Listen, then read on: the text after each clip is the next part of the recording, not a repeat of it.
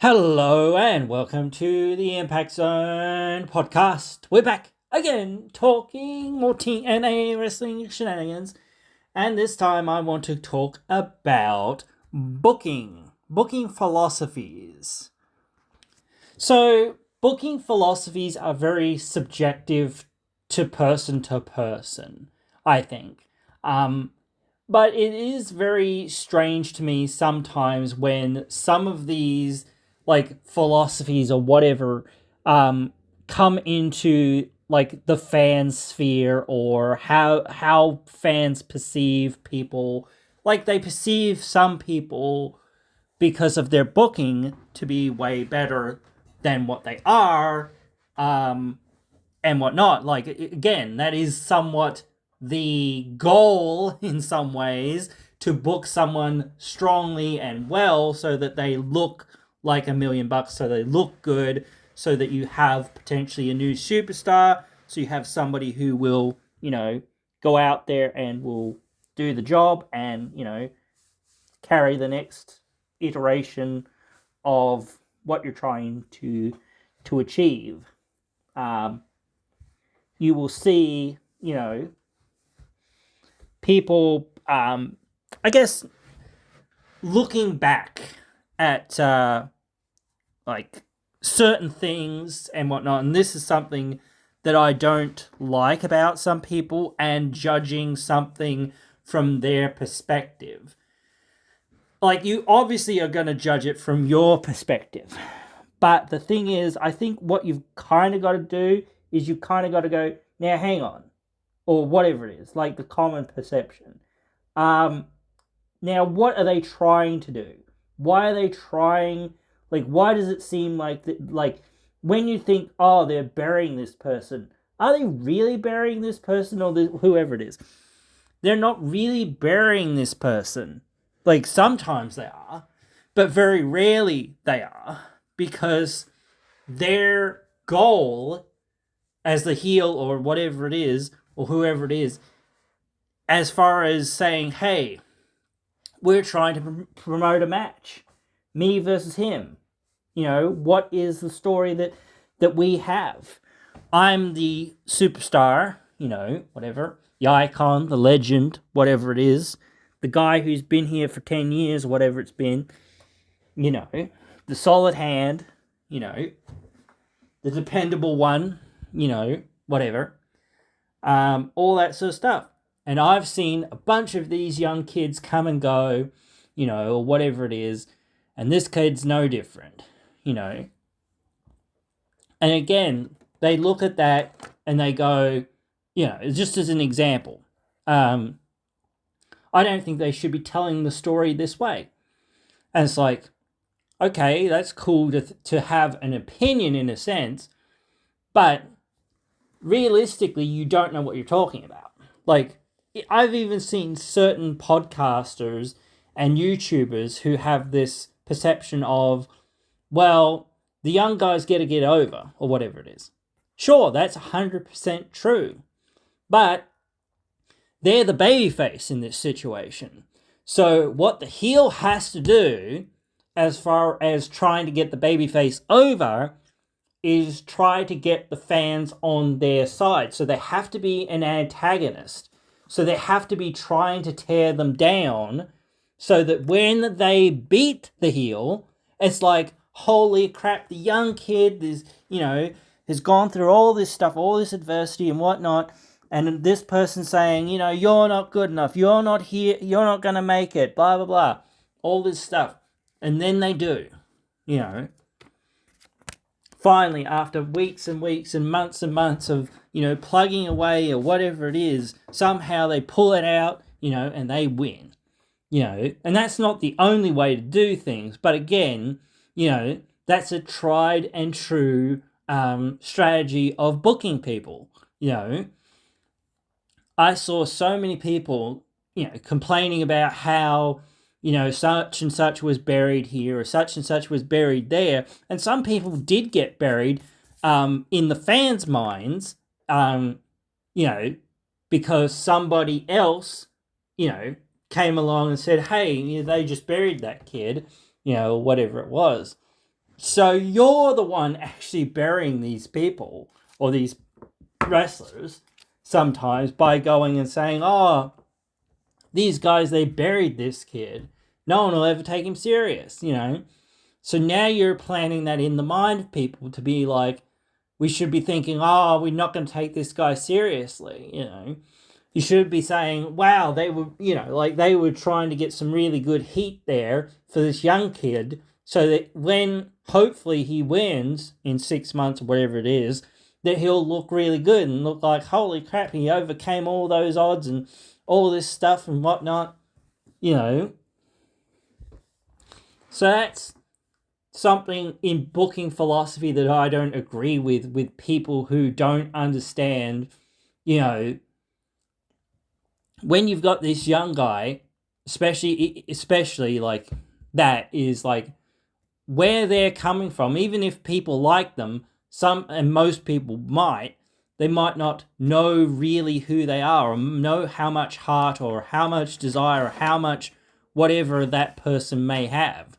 So to try to tease that out, you've got to try to make the people feel like, no, this kid's got it. This kid's got that. This kid can do it. I've seen this kid. He can do this. The only reason he hasn't been able to do anything thus far is because of all the shenanigans that these dastardly heels, you know, have been doing.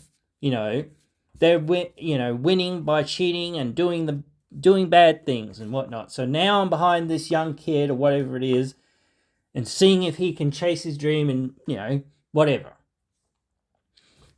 You know, that's what you want. Now, sometimes it doesn't happen because, like, again, wins and losses matter. And you can only suffer so many losses before people start feeling like, man, maybe this kid can't do it. Even if, but, you know, when people lose by hook or by crook, they can sort of go, well, they didn't really lose. They lost, but they didn't really lose. But you've got to keep that for them in mind somewhere. You've got to find ways for them to get a little bit of a victory sometimes, or a little bit of a upper hand here or there, or whatever it is, or stand tall over the heels, and things like that. Otherwise, they do start to feel like, man, you know, what's the point in getting behind this kid if they're never going to feel like they're getting on top of it, you know? And then it's like, well, if they're never going to win, and then you're just like crossing your fingers and hoping and praying and sort of, you know, you're really invested at that point when they're finally like almost getting there. It's like, I want this young kid to win. I want to see him win. You know, he hasn't won, and maybe they're right. And oh, this drama. I don't know whether he's going to win. I want to see him win, but is he going to? You know, that's the sort of position you kind of want the fans to be in. You want them to be so far in behind that baby face or whatever it is to be like, no, come on, we want to see this kid, you know, whatever, this guy triumph, this gal triumph, you know, come on, kid, come on, you know, get in there and kick his ass and get your revenge and make yourself famous or whatever, you know, that sort of thing. That's how wrestling's always been, you know, and it baffles me that some people think, you know, it's somehow different because it's this one person or it's this person or this person's booking, or, you know, sometimes it is, but like when you have a decent booker, you know, at the helm, usually they're booking things pretty like on a, you know, on a certain like I don't want to say field, but in a certain direction. Like you have this certain path for this wrestler to, or wrestlers, to be going from A to B to C to D to E to wherever else they're going in that feud or in that story. So when you don't have that, you have a sort of a very convoluted sort of thing where people don't really understand it again. They see this kid lose, or they see the baby face lose, and it's like they've lost all hope, and they're like, oh, why did we get invested in this kid, or whatever it was, or why didn't they pull the trigger, or whatever it was. It wasn't that they didn't like him or that they hated him or that anything like this, that's not right. That's not what happened. They made that guy lose in that moment to be like, hey, we want to see, like, very much so with like what happened with Joe Hendry. They want to see whether people really care. They want to see whether this is going to continue, whether people are going to continue to support this kid or whoever, or the baby face or whoever, beyond this, then that's the time to sort of cut that promo and say, yeah, I lost and I don't know what to do next or whatever else it is, but I hope that you all will still support me and that sort of thing, because I'm not going to give up. I ain't got no quit in me, like type thing. Even if I lose, even if I fall short, I ain't got no quit. I won't quit here. I ain't done yet, type thing. That's a booking philosophy that people do not understand and they find it fine for some people, and for some things in some situations, they don't even blink an eye. But for other things, and there's a few of these other ones, but again, for some reason, for some times, they just go, they're not booking this person right. Except they're booking them exactly the same as the last person that came through. And you were like, or like they're booking them exactly the same way that WWE or AEW is booking this person. And you're like, no, they're not. And you're like, yes, they are. They're positioning them in the position of being a babyface. Sometimes they're going to win and sometimes they're going to lose. And mostly those losses are going to be by hook or by crook or whatever it is. The heel's going to get an unfair, quote-unquote, advantage in the match, so that they can win. So there is that drama and there is that uncertainty of maybe he can't do it or maybe he can. We just need to believe in Joe Hendry or whoever it is. We just need to, support this young guy, whatever, this young gal or whoever it is, so that they can, win that belt or get back at this dastardly heel, because there's no good heels. They keep friggin', cheating and causing shenanigans and all this stuff and whatnot. That's not fair, and that sort of thing. So when you have that kind of perspective or stand back from it, you realize, oh, yeah, okay, that's what they're always doing, And I see this whenever I'm watching the shows. And this is perhaps another one of those things where you've got to watch the show weekly, every single week, and really watch it. Not just be like, oh yeah, I'm going to read the spoilers, or I'm going to read, the results or whatever it was, or I'm going to get my news from, somebody else or a hater or whoever else, especially. But yeah, I'm not going to base my opinions on actually doing the research myself, and that can be really difficult too. I get that, because that's, again, so much wrestling to cover in a week, and that's why, again, if you've got something like Fightful Select or whatever it is, or a podcast like mine, you either have to have a dedicated team or have to be really dedicated to that one aspect of professional wrestling, because otherwise you're not going to be able to realistically cover everything, because it's just not feasibly possible to cover everything that happens in the wrestling business every single week with a team of 2 or 3 people or whatever it is. And that's how they make their money in professional wrestling, these podcasters and these people, is by going out of their way to produce a lot of great content in many ways. And again, shoot interviews, these other things.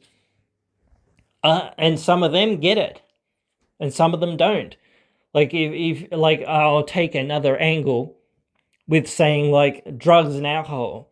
That's usually a storyline or an angle or something that people will criticize, and it is tough to do drug and alcohol storylines right. I think it is a very difficult job to do those stories right because there are such a kind of gray area and whatnot in some senses.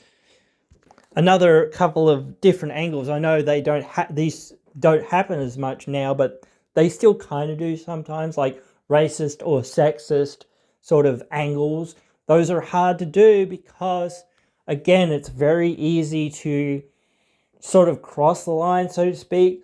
And I don't mean about the TNA slogan. But yeah, it is sort of easy to cross that line of like, where is this entertaining versus this is just, you know, I don't know, not a MAGA fest or whatever, but it's sort of not racist fest, but sort of like, is it hate? Is it becoming hate speech at a certain point, or you know, is this, you know, getting away from the entertainment aspect and becoming too personal? Because the thing is, like, some of that personal stuff can be really entertaining and whatnot. We've seen that over many years, but again, sometimes some of these things have, I guess, crossed into the realm of bad taste. And there certainly have been some, but I think that some people's perspective of, you know, saying we're not going to touch this drug and alcohol issue is like, yeah, that's probably a better choice, you know, than to try to do a story based on it. Instead of like trying to say, let's just do a story about redemption or something, you know, that might be better, you know. So at what point does it become like, is this too much? Or what makes it, you know, and that's the art form of professional wrestling sometimes. Sometimes it does have to cross some of those, you know, lines in some ways, but you have to be able to see when it's like, you know, all in all, kind of like, yeah, this is still all right, I think.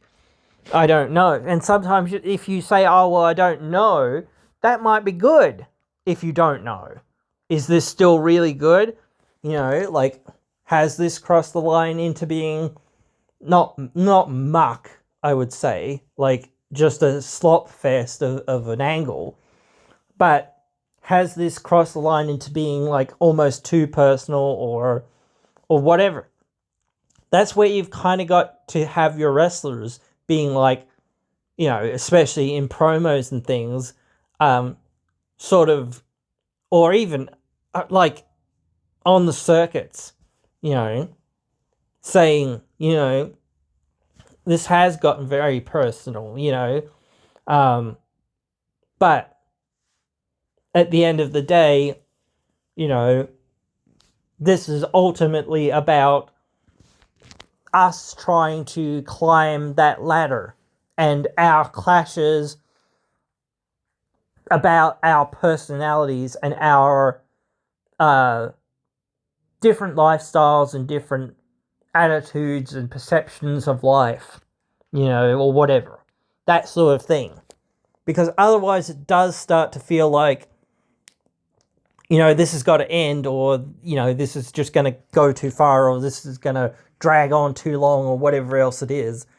Or it's going to become like, man, you know, like they've kind of said everything realistically and haven't got much left to say, and this can't, you know, the escalation factor, you know, just isn't there anymore. They can't do much more. That's pretty much it. So, you know, it is where it is sometimes with some of these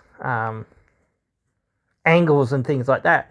But if you, again, like, I guess it's more difficult for, like, I don't want to touch too deeply on some things like sexual assault or whatever else, again, or abuse or things like that. Again, some of that is, like, it's really hard to already do a story that sort of revolves around those things because they are very sensitive issues as well. So sensitive issues are often, you know, somewhere where people do, tend to disagree, and whatnot. Like, was this in poor taste? Was that in poor taste? And sometimes, like, it is that problem of, are we overanalyzing it? Or is that just because this is the way we felt when we watched it, or when we saw it, or when we heard about it? Maybe. I don't know. I think people need to realize, again, pull back your own perception. And that's more difficult if you perhaps, have had issues yourself.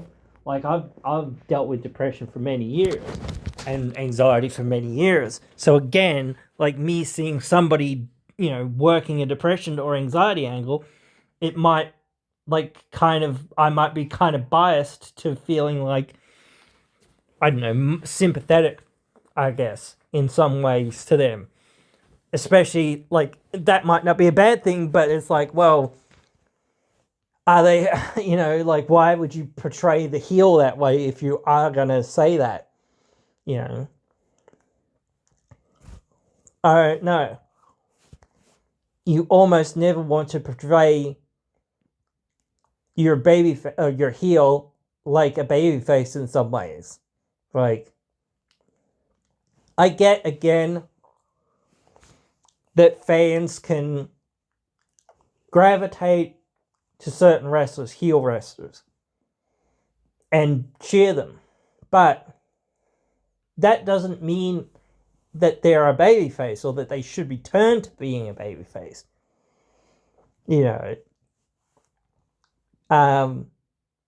So there's times and places to be like, yeah, we think the support is too great, or we think that the voices of, like, the people that are in the crowd that are booing this person as a babyface or whatever are too much to keep, like, ignoring. So let's, pivot a different direction, or let's do something different. And I think as well, like, not exposed, but a long period of, like, doing the same thing leads to, like, diminishing returns. And that is another booking, like, philosophy. Like, I think somebody actually brought this up of, like, they're, like, bookers in the end of the day, like, only have so many ideas and so many plans and so many things that they can sort of, like, do to kind of, like, put stories and matches and things together. And it's sort of better if you have, like, almost a committee, or, like, one booker come in for, a little while, and then another booker come in for, a little while, whatever it is, and, keep cycling through things and keep things changing and keep moving and keep being fresh. Of course, like, again, it's one of those things of, like, everything's been done in professional wrestling, obviously, but again, it's just one of those art forms that it's like, well, even so, we can tell another story here this week, or we can incorporate this or something. So, and wrestlers actually have to do this for themselves too. They have to take in booking philosophy, because if you're sitting in the wrestling room or whatever, and you're like, oh man, am I really getting anywhere and whatever, like, or whatnot, and that sort of thing. Do they really have plans for me? And sometimes you'll never know if they really have plans for you. But, it's tough to say, because, again, like, you might feel like, especially, like, when Vince was around, he let it be known who he liked and who he didn't like, or what he liked and what he didn't like, and that sort of thing. But, like, I think that wrestling bookers, like, in general, like, even if you know what you like, you say to yourself, well, that might be what I like, or whatever it is, but what does the audience like? I've got to take into account what the audience likes, especially the general audience. And sometimes that can be what I would call a bit corny sometimes. I feel like WWE is very corny at times in certain things, especially in NXT right now. They've got a little bit of corny sort of stuff, and they've always had corny things here and there and whatnot. Not to say that corny is always bad, but I always sort of just ignore the corny things because I go, well, this is just for comedy or whatever, and I might enjoy some of it sometimes. Like, I think we all really enjoyed the IPWF, like when they had that on, because it was like, this is something different. It doesn't really affect the main show. It's just something for fun or whatever else. And then it's like back to regular,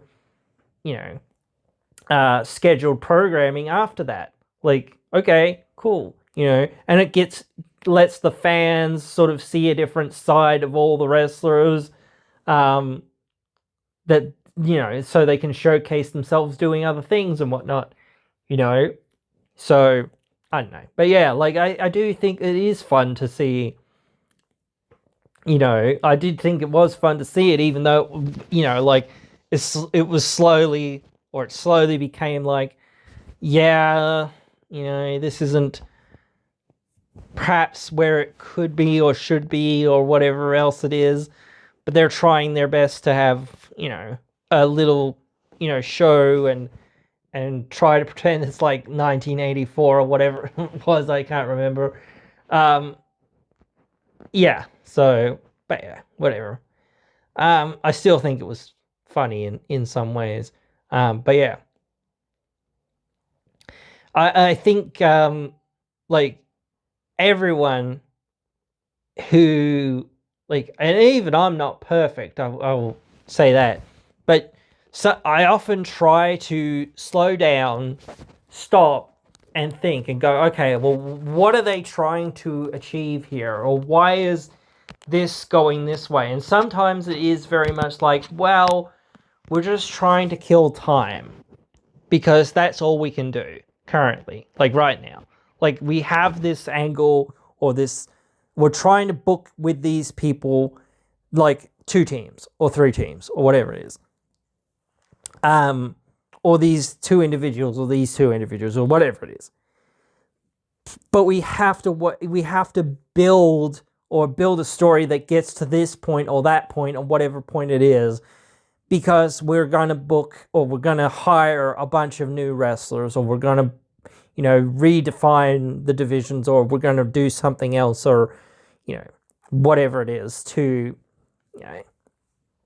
make things more interesting and intriguing and give some of these other people more things to do here or more things to do there or whatever it is.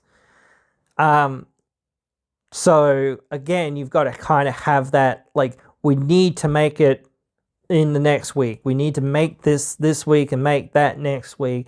And sometimes that's tough decisions of saying, well, we have to do this because, of this. We have to wait until we have, more TV time, or we have to wait until we have more pay-per-view time, or we have to wait until we have these other wrestlers on our books or whatever it is to be able to do more with you guys or with you gals or whoever it is, because we just don't have that right now. So sorry. And like, it is one of those things that you can kind of only focus on sort of one main story at a time. It's not like one of those things that, you turn around and you go, I mean, there's a lot of different stories going on in the company right now, but again, like Joe Hendry or whoever's the champion or whatever, whoever's fighting whoever, they can really only be focused on one story or one arc kind of at a time. Like, you can tease some other stuff that'll happen down the road, like they're doing with Tessa Blanchard and Marsha Slamovich right now, but you can't start to tell that story between them that much until you've gotten past the story that you're kind of currently on with Marsha and Cora. So that booking of saying, okay, we've got to keep this story contained kind of to itself so that it makes it feel like no, we haven't forgotten about this, and we're not going to ignore it or whatever, forget about it, but we are trying to tease you to this other thing that is going to happen down the line. And again, probably the reason why they did what they did this week with having Marsha lose a pin to Tessa in the time period that that they did it, was because, like, well, they can't get Cora, but they probably can't get Cora back in after this set of tapings or whatever it is, or after Sacrifice. So it's like, well, this will be the last chance we get to use her probably for a while, probably while. So we've got to friggin' get the most out of her, and she's kind of got to win over Marsha kind of as well. Even though she didn't pin Marsha, she's got to win over Marsha, so it kind of makes her feel still a little bit like, oh, she's still in contention type thing.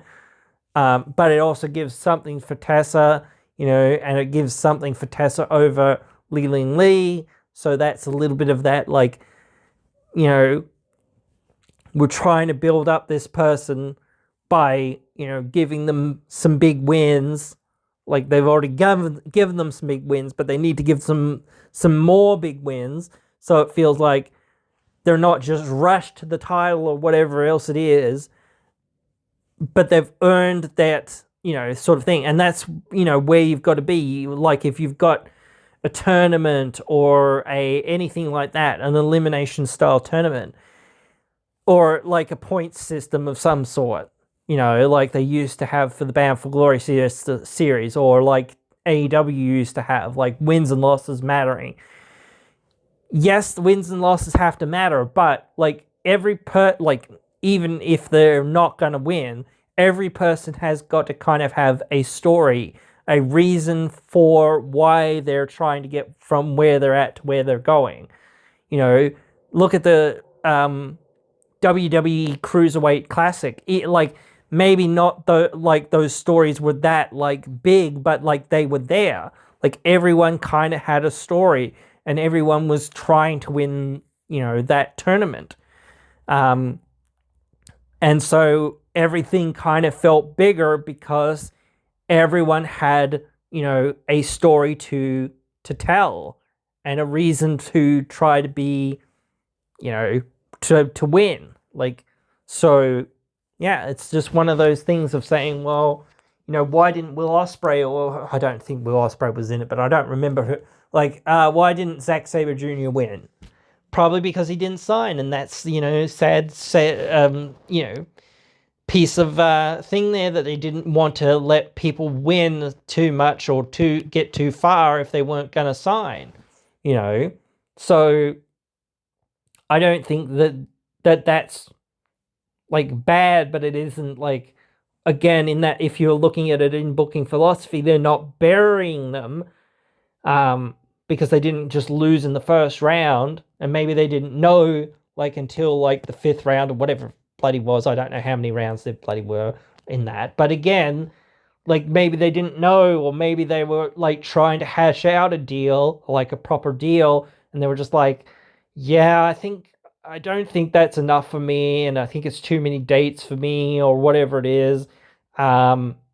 Or I really want to just finish out my dates here, or do this there, or whatever it is. So, like, they just couldn't come to an agreement. It's not like, just saying, fuck you, I'm not going to do that, or whatever it is. It's like saying, well, again, that professionalism that has to be there. You have to be a pro. Like, again, I'll say this about like PCO's behavior and whatnot. Be a pro, bro. You've been in this business for 30 something years, bro. You should know what being a pro is about, but you didn't do it.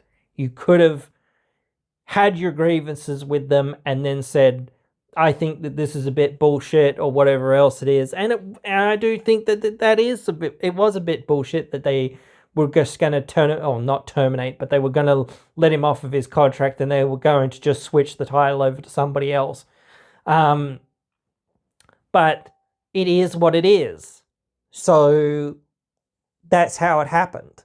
Like, you can't, like, change things. You can't just be like, well, we don't know what we're going like. You can't change the fact that he did that.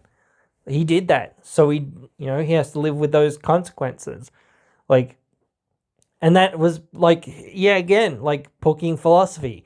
Perhaps I wasn't booked as well as what I could have been, but like again, taking a step back, it's not just about me.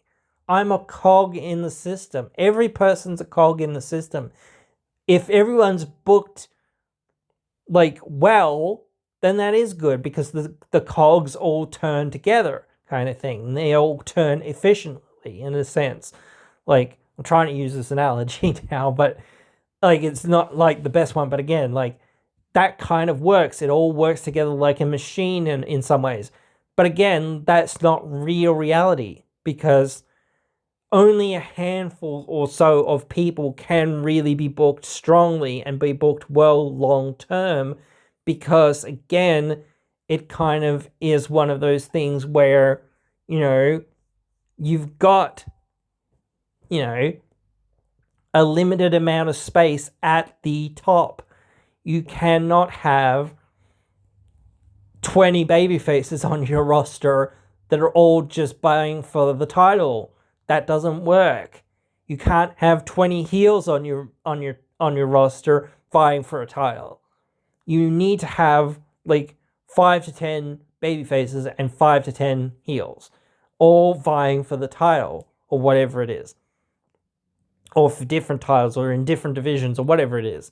You need to have this mix. You need to have almost even distribution most of the time on your roster. Like if you've got a babyface world champion, you need way more heels on your sub roster of like people that are underneath them to be like trying to go up against them more legitimately. But you also need people that are babyfaces that are underneath that babyface so that those heels can beat some of those more undercard babyfaces so that they can rise up to that big babyface at some point at some time, because otherwise, who do they have to fight?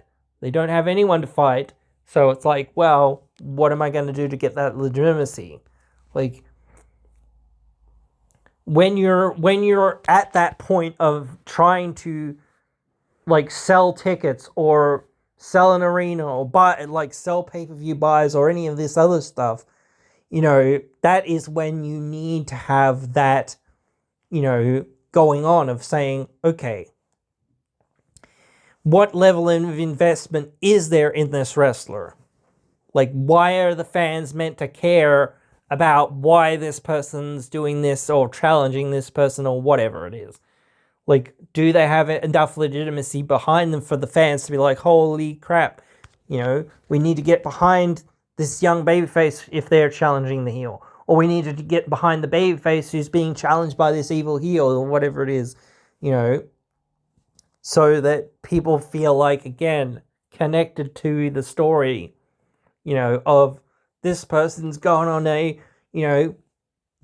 tirade or whatever it is, or they've gone on a, unbeaten streak, or they've suddenly, come out of nowhere and they, like debuted and made a big splash or whatever it is, and then where are they going to go from there? And, get another win and then get another win and then get another win and that sort of thing. And it's like, you're slow, like Tessa has, like you're slowly building like a big ball of legitimacy. So when she does challenge Marsha, it feels like everything's on the line. One of these people is going to walk away defeated and the other person is going to walk away, as the champion. And, like, again, I like outside of booking philosophy is that philosophy that people have of, or perception of wrestlers, or a perception of why somebody like Tessa or Hogan or whoever is brought in to be booked. Like, why did you book Hogan? He's a racist idiot.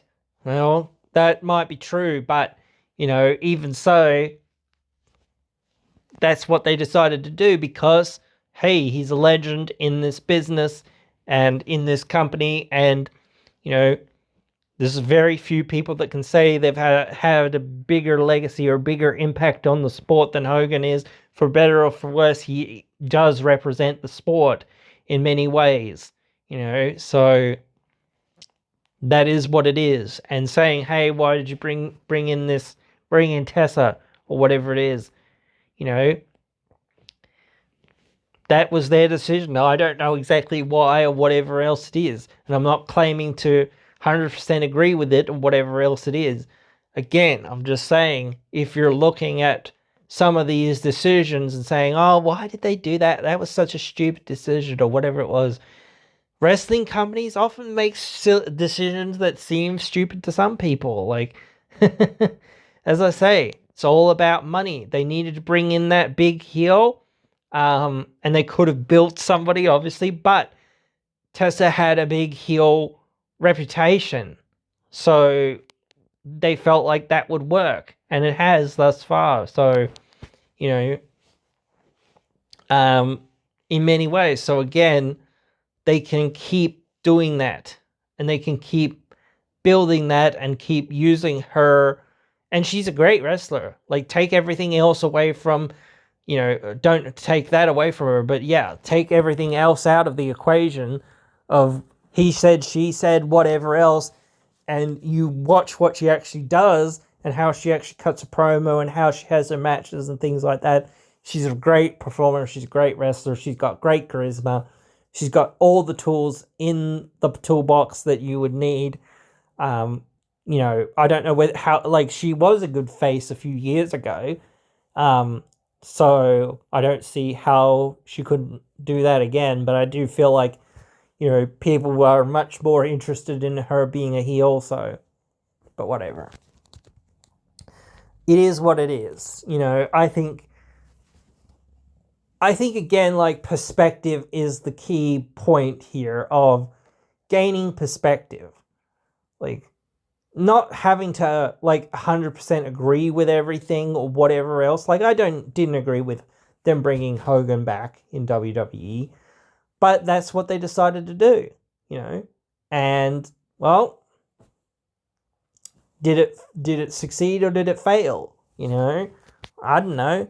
Most people have kind of forgotten about it. Most people didn't really they got up kind of in arms when it happened. But then they forgot about it because something else happened, and then something else happened, and then something else happened. That's the way the wrestling world goes. I think people will forget, about these things in, a little while's time. And I already think people are sort of starting to forget in some ways, because it is hey, we've got other things to go on. And then, everyone's trying their best to make these things work.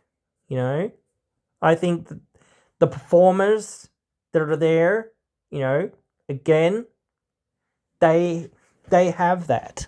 They go, well, do I know the real story or do I know the situation? Unless it's like Hogan and it's basically a fact because it's recorded or whatever it is.